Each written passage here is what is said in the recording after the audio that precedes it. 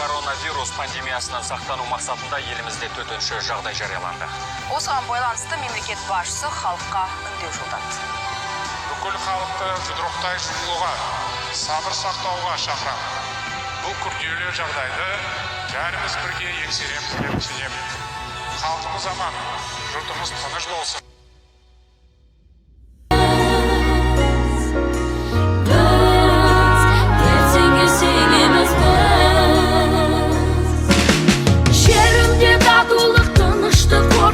Бақытын даланың батырлар қорғаған, жеріне елінің мүддесін қолдаған. Рахмет.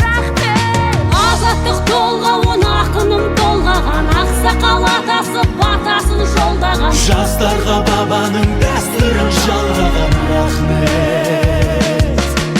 Біз сабырмен жеңеміз, біз ертеңге сенеміз, біз бір тұтас халықпыз әлемде. біз сабырмен жеңеміз, біз ертеңге сенеміз, біз бір тұтас халықпыз әлемде. Біз ешкімге соқтықпай жай жатқан елміз, ешбір дұшпан басынбаған елміз. Біз елімізден құт береке қашпасын деп досымызды сақтай білген елміз. Біз дәм тұзды ақтай білген елміз. Бір тұтас халықпыз әлемде.